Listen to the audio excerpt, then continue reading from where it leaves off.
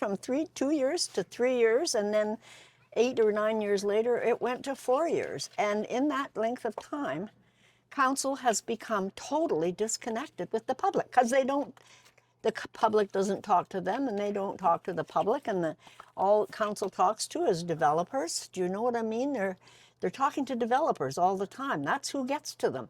And the developers are bitching. And guess what? Council says to the staff, you better make things better over there because the developers don't like how we're doing business here. We got to speed things up.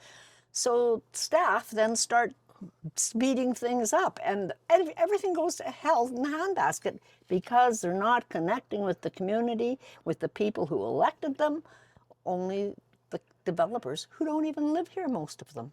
Yeah. I love my community and I want it to be the best it can be. That's it in a nutshell. That was my mantra. How I thought all the way through those 28 years. Whenever we'd go away and we'd come home, when we'd hit that spot on the highway where you could see into the town, I'd feel so good about, that's my home. All of those houses, that's my backyard. Treat it like your backyard. And I did. I treated it like my well, actually, treated it better than my backyard. I treated it like my backyard. That's the way it should be, I think. I ran it like it was my family business. If I couldn't afford something, we didn't do it. If I didn't think the district could afford it, we didn't borrow and do everything we wanted to do. We didn't do it. I'm Corinne Lonsdale. I came to Squamish in 1952. I was 7 years old, going into grade 2, and came here by boat because there were no roads coming into Squamish then. We traveled by boat. The Lady Cynthia and the Bonnabelle served the community, brought the people in, and also a lot of the supplies that we needed to just get by on. My dad had got a job with Empire Mills, and he built roads, drove a cat. That's what brought us to Squamish. And at that time, the forest industry and the BC Rail, PGE it was then, were the only two big industries or big job producers in the community. So can you describe what the community was like when you got here? Yes, I can. There was no pavement anywhere. It was all gravel on the roads, and the sidewalks were wooden. And I say gravel on the roads. It was interesting because, you either were sucking dust or you were wearing gumboots because it was mud. That was the Squamish that I remember as a kid, right? And another thing I think about the town itself and how small it was, and how yet, all of this muddy road and all the rest of it, we had bus service that served this community, probably I think maybe 2 runs a day to Brackendale and Squamish, back and forth twice a day for a number of years. Regular bus service. There was hardly any cars. So do you know how many people would have been in Squamish in that time? Well, I've thought about that, and I think we were probably around 2,500 maybe. I actually lived right where Mamquam Road meets Government Road. Okay. Okay, there was a duplex there, and that duplex actually had been the Brackendale Hall many years before that. On that property, there was also a cabin that the owner of the property stayed in from time to time, just when he came to check out who was renting his duplex. But that cabin, apparently, according to Leslie Keith, I think it was said, was likely the very first school in Brackendale, one-room school. Now, I mean, Leslie Keith was an Armstrong. That family goes way back, so she had a lot of history that I wasn't even privy to. So what is at that location now? The highway is going right through the middle of the duplex, or the Mamquam Road goes right through where the duplex was. It would have been about 50 feet from Government Road if you were going up Mamquam, right there, right across from the train tracks. As a kid, I used to sit on the fence right where it meets Government Road. I'd watch the trains go by and wave at the conductors and the guy in the caboose. So what else did you do as a young person? Like, what are some of your young memories? I remember the floods that we used to have, and I remember playing on rafts out in the yard. I remember amateur hours at the school. I sang in amateur hours in the elementary school. I was never a shrinking violet, ever, ever, ever. I was always out there. I remember in my area, because we lived in what they called Armstrong's Corner. It was actually seen to be part of Brackendale at that point. So just the first house, actually, the only living accommodation north of the Manquam Bridge, first one. Anyways, in that neighborhood, there were there were none, no girls, no Right. girls, all kinds of boys. So I played with the boys. I played hide and go seek, cowboys and Indians, built forts, did it all. And I also had a brother who was 2 years younger than me, and he was shy and quiet, and he got picked on a lot. And when those boys that I played with would pick on my brother, I'd beat the hell out of them. And their mothers would come to my mom and say, Corinne beat Spencer up again. Well, that's how it was. Yeah, so Justice for all. that's right. And yeah, as a kid, I was trying to think. So was there a Brackendale Elementary at that time? No, not till I was in grade 5. Okay. When I was in grade 5, up until grade 5, oh yeah, there's another story. Grade 5, that was a year of a big flood here, and it took the Manquam Bridge out. And so we traveled to school on the train from I guess all the way up to Brackendale. They would have had to get on the train too. All the kids that went to school in Squamish got on a little one. It was a one-car train. I don't know. It was like the Bud cars, but it was really old. It was sort of like a car that you'd see on the tram tracks in Vancouver, like that. Oh, except it had a roof and it was enclosed. But we called it the Sparky. That's what it was named, Sparky. And we traveled that to school until they decked the railroad bridge so cars could actually go over it. But I think it was probably about 2-3 weeks at least that we had to take that train. It seemed kind of different. I always remember that train.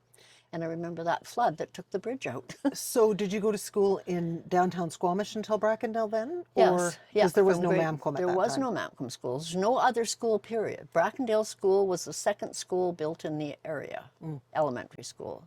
And we've only always had one high school. And what year was Brackendale built, the original? 1955. 1955, okay. And I was in grade 5. And so Or you, grade 6, rather. When so I you went were there, you were a charter member of the Brackendale Elementary I School. was, and Denise, look what I have. What is When that? I was mayor, I was asked to come to this official ceremony they were having at Brackendale, and I'll be darned, this thing says, a memento of the Brackendale Elementary School, built in 1955, replaced in 1996, presented to Mayor Corinne Lonsdale, a charter member. Oh, that's fun. It is. That school was late opening. It didn't open it in September because they couldn't find water. It was down so deep, they just kept drilling and drilling. I don't know how they ever did, but I know that we didn't get into it until probably October, November. And what did I do as a kid? I remember also at school that they had no grass in the yard, fields at all. There was no field, period. There was a school and mud, mud, mud, mud. And we used to play games at noon hour and recess. And the girls would ride piggyback with one of the boys, and we'd try to knock the other ones off the other backs. Anyways, yeah, that was a kind of a fun thing to do. But that's what I remember about Brackendale School, was that muddy schoolyard. I really remember that. But it was only for that one little while I was there. Do you have any friends from Brackendale that you still know or are still in touch with? I have a friend who now lives in West Virginia, Judy. Her name is Judy Rothenberger, but Hilda Fairbanks was her mother, and you might remember her, Denise. She was a school trustee for years. And before that, when I was in school, and Judy was my friend, it's when we got to high school. We were friends in elementary, but friends still in high school. Her mother was actually the school superintendent, and she would have to go to Lillooet and Pemberton and all the time. She was away, 2 or 3 times a month. And Judy had just got her driver's license at one point, so she was 16. Anyways, Mrs. Fairbanks would park her car at the railway station, which was right close to the school in those days. And Judy and I would nip out of school after her mother caught the train, take the car, and go to Alice Lake. And I remember once coming back. It was a nice day. We'd been to the lake, and we just about got to the school crosswalk, and there was Stu Foreman, our homeroom teacher, going to cross the thing. I jumped and landed on the floor underneath everything. She was so mad at me because she got caught and I didn't. Anyway. Okay, so then high school, you went to high school in down in Howe Sound Secondary. Yep. And graduated from there. Yep. And what year did you graduate? 1963. 1963. And do you have any friends from your high school class that you're still? Judy was one of them. I have had others, and Linda Elliott Linda Patrick was in my grad class. Okay. That's one. Judy Poole, they moved here away from here not too long No, that's okay. ago. I just thought if there's anybody that... Claudia Armstrong, she's in, I got a lot still. I got a lot of friends So from there's school still days. people from the very beginning that you're They just still don't friends live with. here, many of them. Linda Patrick She does. is one of the very few. Harvey Halverson, there's another one. He and I were in the same grade together too. That's fun. Okay. I started work in the Royal Bank in 1963, and I worked there full-time until 1967, when I got married in 1965, had my first son, Michael, in 1967, and that was the end of my full-time working. Right. And then I went part-time after that. I was always lucky. My mother was always around to look after the kids. I never had to have anybody outside the family look after my kids. But I only worked part-time. And once the kids were of school age, I went back to work 4 hours a day. So I was always home when they left, and I was always home when they came home from school. I think it was really important to be with my kids. So how many children did you have? I ended up having 3. Michael and Lorraine are about 2 years apart, and then Robbie came along in 1973. And now do you have grandchildren? And now I have 7 grandchildren. Okay, well, very good. And do your children and your grandchildren still live in Squamish? I have my oldest is still here. Mike still lives here, and without Mike, I wouldn't be in this house. Because now, we have our own issues as we get older and can't look after things. And Mike's here cleaning eaves, troughs, just doing everything that needs to be done, mowing the grass, digging the garden. He does everything. Right. He fixed John's little house. When you came in today, you saw that funny little stump with the roof on it. Yep. It was falling apart, and he fixed it yesterday. So you also have a husband? I do, and without that man, I would never have been able to do any of the things that I've done. I have been so fortunate to be able to live my life just the way I wanted to. Everything I've ever wanted, I've been able to accomplish only because of his support. If he hadn't have looked after those kids, bathed them, put them to bed, if he hadn't have done what he did, he was a logger, so he worked seasonally. And as long as he wasn't in a logging camp, when he was at home, he cooked, he cleaned, he did it all. And he was always my number one supporter, always, always. I was looking at a letter he got from one of the fellows that he worked with, or knew from work. It wasn't a friend necessarily, but saying, "Thank you, John, for being such a supporter of your work." I had that in my hand last night, and I'd forgotten that he'd even got that. So, others recognized how important John was to me. He didn't have a great time growing up. And I think he was just so determined that his family was going to be a family that stuck together, and he would do anything on earth to keep that family as a whole. And maybe that's part of it. I don't know, but he just always, always, always was there for me to do whatever it was that I need. I would say, if you ask me who's the boss, we don't have a boss in this family. We make just decisions together. And I would do whatever I can do to support him in whatever he wants to do. But Denise, he's very quiet. He's not socially inclined. He's happy to be home all the time. Drives me crazy because especially now, I want to get out and go. And he's still happy to be home, although he's not that well these days either. So, but he always has been happy in his own domain. Yeah, nothing So wrong with that that. probably helps too, that he's always been here. And so, okay, the changes in Squamish, because you've been here your whole entire life, basically. What changes, like, do you feel Squamish has evolved? Has it improved? How would you describe it if you were to have a couple of words of just the community? As it is today? Sure. Yeah, well, as it is today, I used to say when I came home from Vancouver, when I was on council, when I was mayor, and I'd look at this town as we drove in from the highway, and I'd be so proud of this community because it's everything I wanted it to be. It was doing so well. But today, I don't see that at this point. I still I still like the fact that I can look out my windows and I don't see high rises or anything. I can still see the mountains through the trees and whatnot. I really feel sad when I'm downtown and I can stand on Cleveland Avenue and not see parts of the Chief. I can't see 360 degrees. When I left council, you could still see 360 degrees. And the community would never have had it otherwise. There was lots who tried to build taller and better, and the community said no. But you know, in those days, we had different rules that we played by as well. We had referendums before you could spend money, and you couldn't spend it if the people said no. The provincial government, in all its wisdom, said now you can have a counter petition process. And that process only requires 10% of the voters, the voting public, to sign a document to put a stop to something.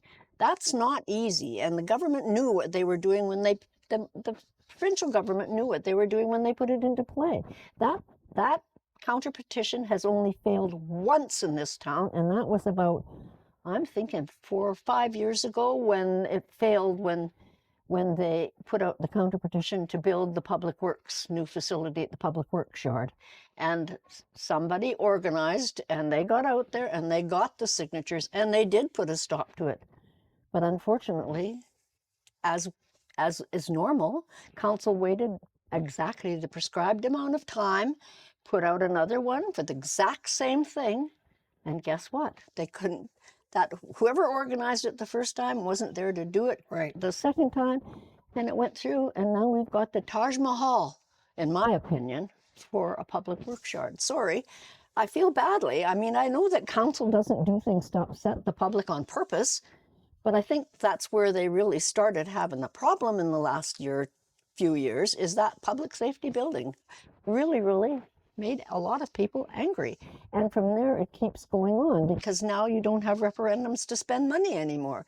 So you just borrow and build. We need that police station went to referendum 3 times and failed every time. And even the last time, they didn't have to go because they'd come up with this new process. But prior to that, it failed. The library failed twice. Second, we go finally, cut $1 million from off the top of the project before the people said, okay. Nothing wrong with referendums. What they're doing now is wrong because it's a joke. It's useless. Makes me mad. Provincial government is a lot of our problems. I was going to say, so I mean, if it's a provincial change, then probably that's happening in many communities around the province. Oh, it's probably happening in all of the communities around the province. But as much as it's happening in all of the communities, maybe all of the councils aren't treating it the same way. Maybe some of the councils, it could be maybe the staff is a different breed of people. Right. Maybe they aren't being given stuff that they can just do anyway. And this community, since we lost all the industry back in 2000 and whatever it was, 3, we have and that was good when we lost that we did get, the real estate went up because of probably a lot to do with the Olympics, but people started moving in and the community started to change. It was no longer moving to be a diverse community. It was moving towards being a bedroom community, and some people liked that. I didn't, but some people did. And so that's why I think maybe that change with no referendum and all the rest of it, and lack of communication with the public, that's when all that happens over time. And even today, you know, I can't go downtown without somebody telling me that, what do you think of what's happening here today? People that know me, they don't like it either. And I don't hear from anybody much that likes what's happening, even some of the new people that have moved here. It's a lot, for sure. It is Yeah. a lot. But let's circle back now about you, because I want to talk about you and more than I want to talk about Squamish.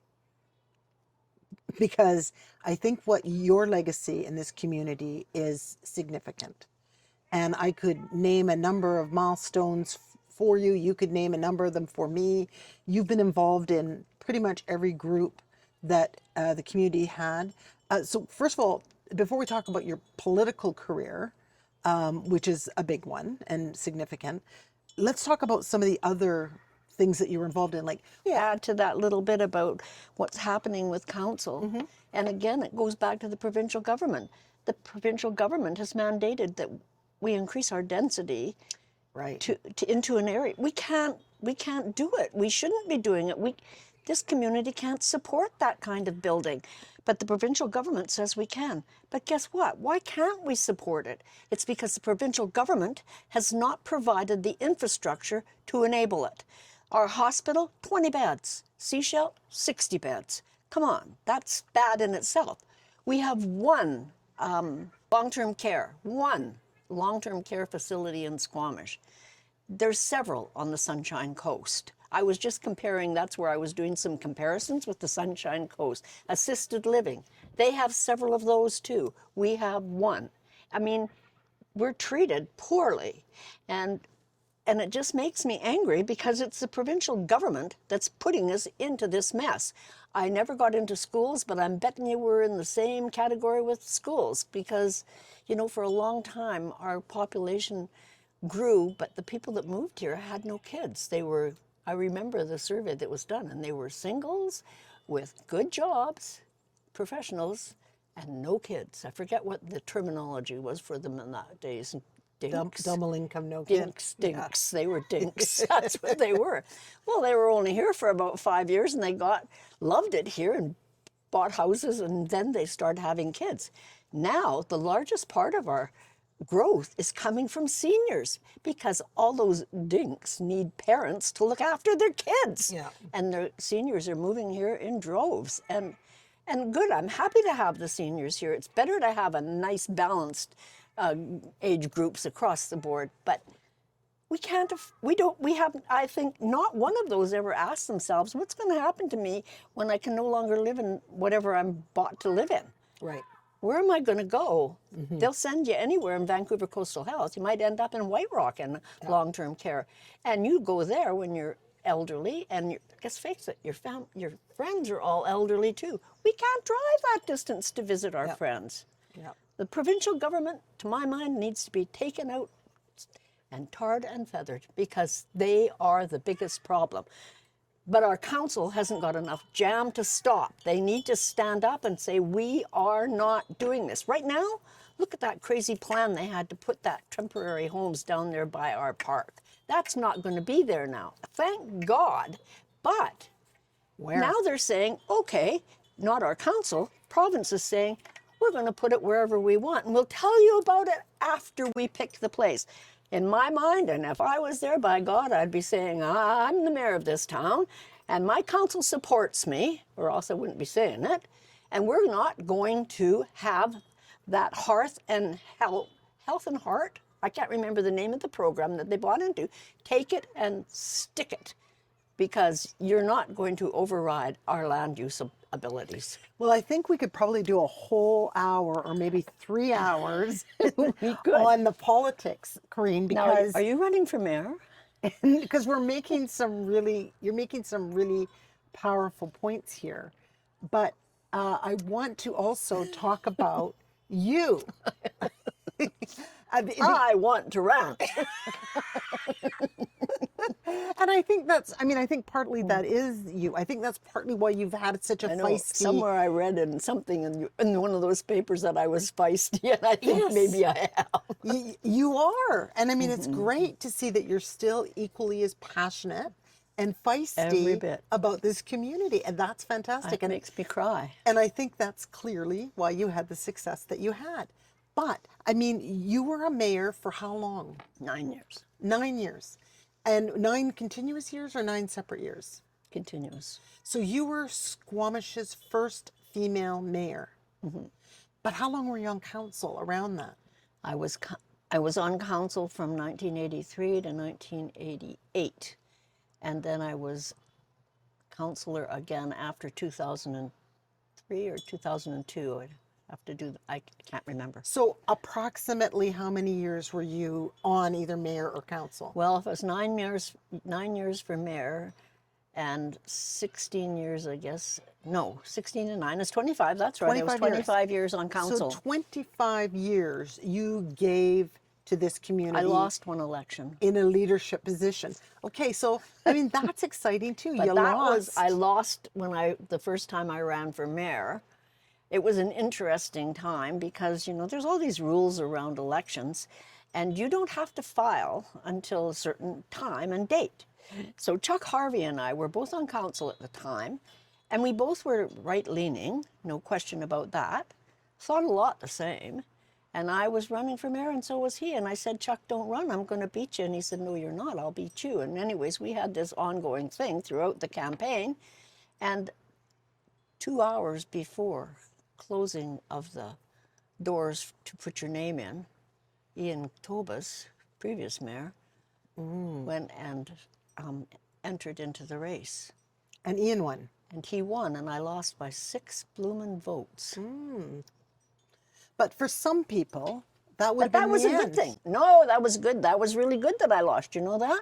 Because I was able to get out into the public again. And that's when I think I was on the hospital board maybe, or the library board. Some of those other things that I did that in that 3 years, because that was the first 3-year term of council, period. Never had one before.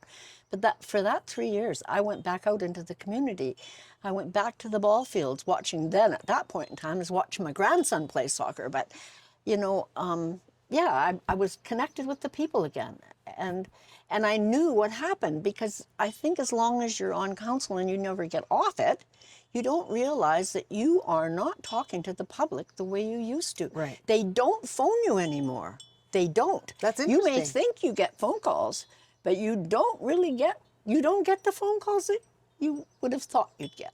You don't get them. You just don't connect. And why? Why do you think that is? I think for the most part, and I'm probably just as bad as many, you know what? I pick my people and I assume that they're going to do what they say they're going to. No, I'm not that bad because I already know what they do. But people assume they're going to do what they say they're going to do, and they sit back and just let everything happen.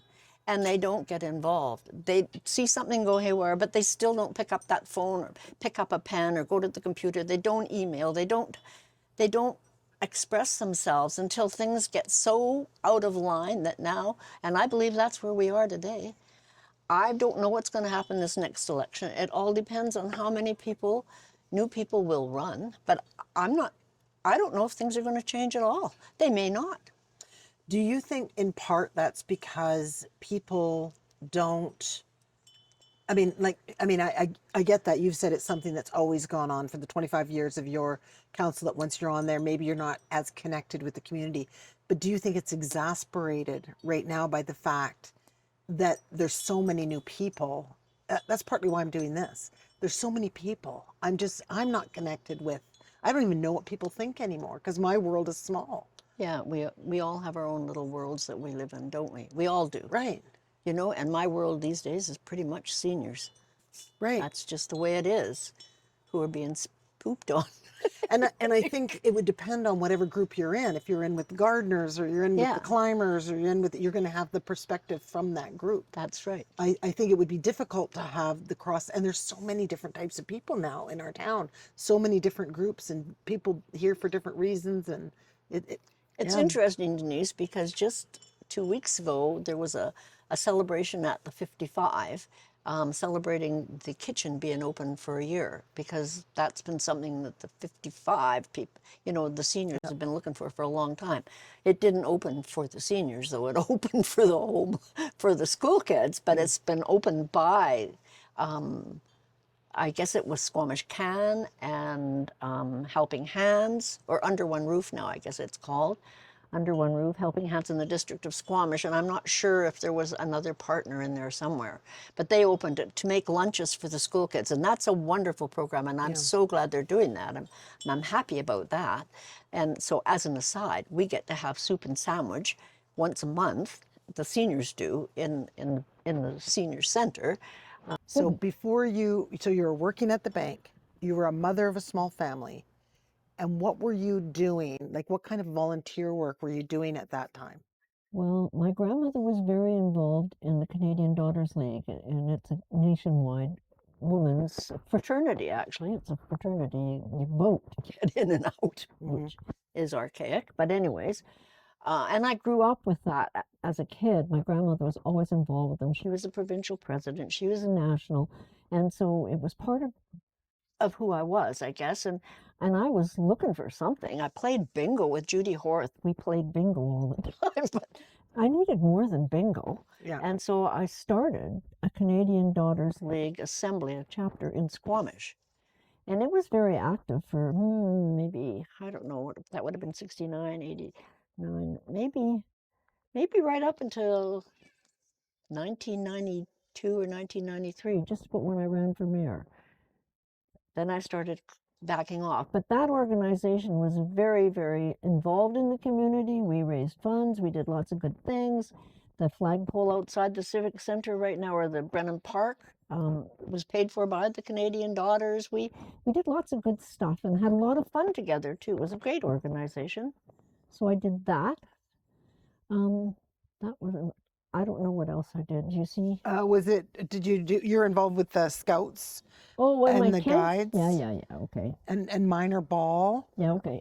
I think you're the president of minor ball, were you not, I was. Corinne? Yeah, I can talk about some of the other things I did, I guess. And then Yeah, the Squamish Logger Sports Association, you were involved with that for many years as well. yeah, I was. 35 years with Squamish Days Logger Sports, and I'll even say right up till today, that is the best organization that I ever belonged to, because that committee was probably about 30 people strong. There was a lot of committees. Every function of that weekend had a chairman. And all those chairmen, all of us, we all did our jobs. We all worked. There wasn't anybody that sat back and rode the coattails of somebody else. And that is really, really rare. Really rare. So that was a wonderful group to be with for as long as I was. I loved it. And my last year was their 50th anniversary, and that's when I stepped away. But yeah, it was great, Squamish Days. So you were always volunteering. Yeah, I was president of Squamish Days too. Right. And I was involved with scouts. I was in the group committee with the scouts when Michael was a scout and a cub, and Laureen with her guides. I was involved with that, and yeah, we go skating. Laureen was in the skating club. I was the treasurer of the skating club. I always got involved, and ball was the other big thing. I'm actually in the Baseball Hall of Fame here. Or I don't know if it's the Baseball Hall. Maybe it's called the Sports Hall of Fame. I don't know. It's on that thing you've got in front of you. Down at the bottom, it says something. Yeah, House Sound Sports Hall of Fame. That's it. Because I was so involved with, I coached the girls, and I organized when we started, they didn't have anybody to work concessions, so they don't now either. But I started the ladies auxiliary for the minor ball, for the baseball, and scorekeeping clinics I did. I just did a lot with ball. I loved it, and we lived on the ball field. Did you go to leadership things with the festivals for logger sports? Did you? Yes. So, can you point to one reason or one thing, or is there just a variety of things? I mean, you obviously had a need to serve the community. That was obviously inbred in you, right? Like, where did that need to serve come from? That came from my mom and dad. My dad was a member of the Farmers Institute. He was the first scoutmaster in Brackendale. He was a charter member of the Lions Club. And I can't remember. My mom, she was a Keela at the Brackendale Cubs for years and years. She was a Keela forever and a day. And she was a member of the Women's Institute and a member of the Lions Ladies. They were always involved. So it was bred in me. And so then so was going from volunteering and becoming president and moving up in these things, was that just a natural extension to go to council, or like, always have a draw to politics, or what brought you over there to that? No. And it's funny you say draw to politics. It's back to my mom and dad. My dad was a strong social credit person. My mother would be NDP. And the two of them never once voted the same until I ran for office. There you go. So there was a lot of politics talked in the House, but I would never have seen myself as a politician. And even when I was first on council, I mean, for the first 10 years probably, don't tell me I'm a politician. I'm just a regular member of this community doing what any good person would do. But I was political. I have to admit it. I was, but I didn't really know it at the time. And what got me started? Baseball. Because when I was working so hard with the kids on the field, the district was not maintaining the field. They wouldn't cut the grass on the Babe Ruth diamond, and that was, I mean, it made it dangerous. Kids were falling and hurting themselves. There were holes in the baselines. And it actually was Chuck Elliott that just got on my case and said, you need to run for council. There's an opening, because at that point, I forget her first name. Her last name was Dealey, and she had resigned. She'd only made 1 year. So there was 1 year left in her term, and Chuck said, you need to run for that 1 year term. Then you'll know whether you like it or not, and I'll help you, whatever. So, both Chuck and Ellen, they really helped me, and John always. He's there, my mom and dad, and I ran for the 1 year term and got elected, and that was at the beginning. But it was all about the ball field that made me run. And it got fixed, by the way.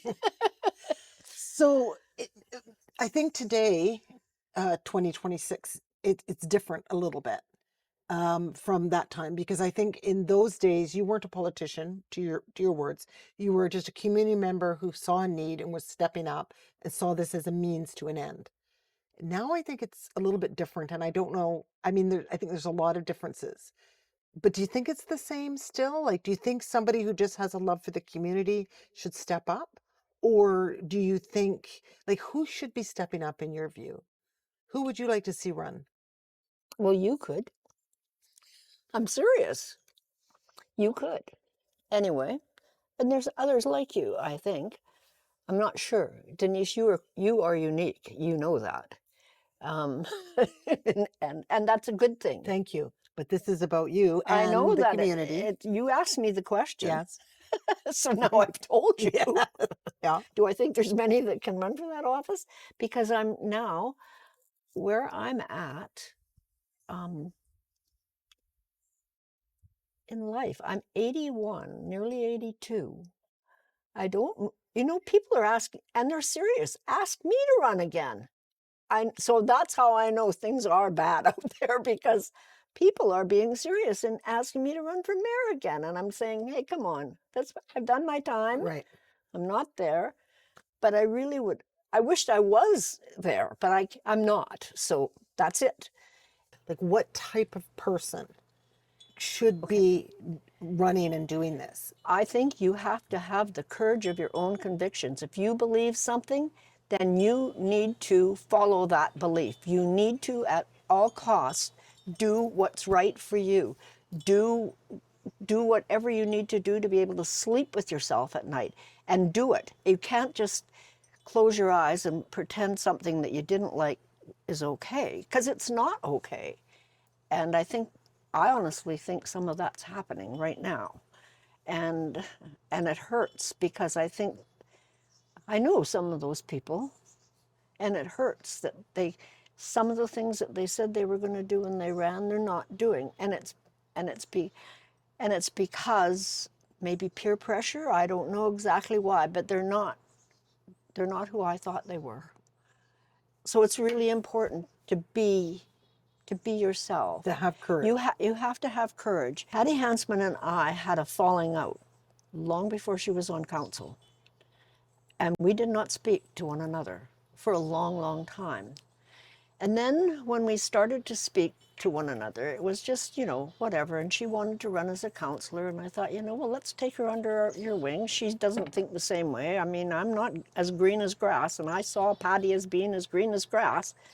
But let's help her. So I took her to the first meeting that I had with the public when I was running for mayor, I guess, at the time.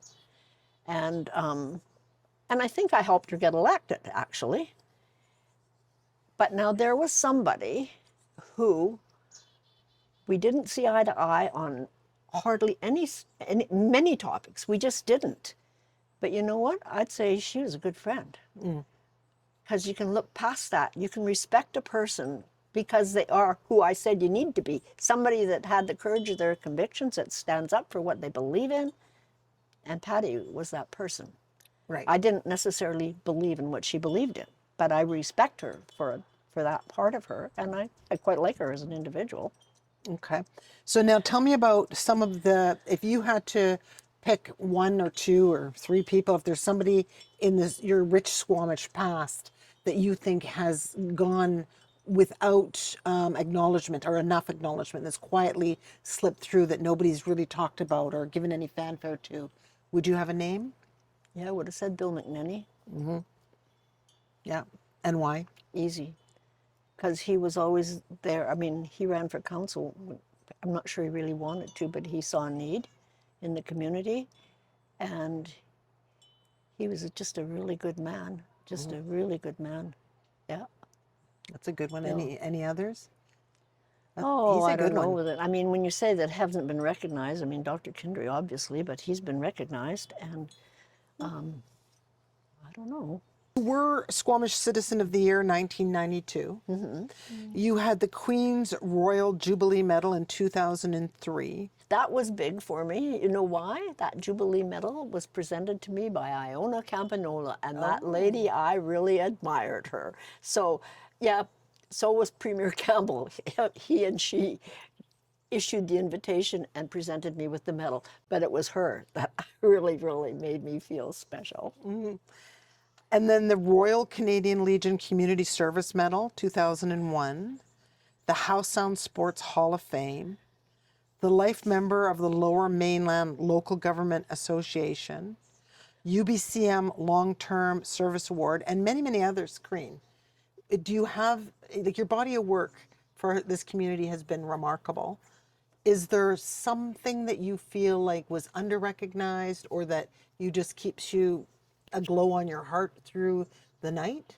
Like, is there something that you feel like, yeah, I'm glad about that one? When I wrote my notes that you won't let me have, there was two things in there. There's something in this, yes. There's two things there that I said. There were good times and a few bad times. Well, just two bad times, really, bad times. The airport in Brackendale, they wanted to expand the service, and that was one. And the other one was the chip facility, which was the downfall of my last council. And I feel really badly about that, because what I learned from that one is if you don't like what people are telling you they want, and if there's so many of them, that you better bloody well listen to them, and you better figure out how you can make them happy. Now, it doesn't necessarily mean you're going to do exactly what they want, but you're going to come to some kind of an agreement that they can accept and you can accept. And that is a place that I did not go with the chip facility, and I should have. And I feel really bad about it. And as far as the airport goes, I feel bad about that too. But that was an interesting one too, because the election fell during that point of time of the airport. And and I damn near, well, I didn't damn near get beat. Not as close as Ian nearly got beat by Terrell, but Terrell got a lot of votes. Terrell Patterson got a lot of votes that year. And I thought, what's going on here? Well, you can look at the book of electors after the election is over. So Paul Lawley and I'm close to Paul, Paul Lawley and I sat down with a book of electors, and we looked to see who voted. He wanted to see certain things, and I wanted to see where these people came from. 90% of those who were qualified to vote in Brackendale voted. About 40% of the rest of the community did, and that's what happened. It was Brackendale that didn't want the airport, Right. and I damn near lost my position. That's where I'm saying, that the disconnect, you've got to listen to those So people. if the community can organize itself, they can push whatever they want, is what you're saying. They can get what they want if they organize themselves. If they organize themselves, they may be able to, it's maybe possible to come to some consensus with them, but maybe not. I don't know. I don't know, because you still can't compromise. Better to step back and just say, than to compromise your principles. Don't ever do that. Ever, ever, ever. However, I didn't finish telling you about the Brackendale and the chip facility, at the airport and the chip facility. I had a couple of things happen during that time. I got a gift certificate from Dr. Kevorkian. And it wasn't something that made me feel really good. No, that's a good one. That's that creative. was a good one. Uh-huh. And then, and you can maybe have a good smile at that one, but the next one was an email from some fellow who said he owned an AK-47 and he was going to go and get it and take me out. And that was bloody frightening. That was horrible. Right. That was awful. And the police watched my comings and going from Municipal Hall for probably close to 2 weeks to a month after that. That was scary. So those were all bad ones, but I'm asking Those you were only that, 2 bad ones. okay, but tell me something that makes you feel like I'm so happy that I accomplished this Everything or did else. this. Everything else, I'm happy. So you're just super proud of everything that you did. You feel good. Yeah, except those 2 things. I wished I could have done better with those 2 things. I'm happy with everything. I tell you, I'm happy. Well, you have had a remarkable history, Corinne, and you have done amazing things for our community. And I just want to thank you for that, for taking the time, for stepping up, for having the courage, for being the person that you are. I do appreciate it, and I appreciate you taking the time to talk to me today. And I have to tell you that I need to thank you and the people of this community who let me be who I am and who I wanted to be. Couldn't have done it without the support of the community. And yeah, I wouldn't have done my life. I'd live it over exactly the same as it's been. Not many can say that.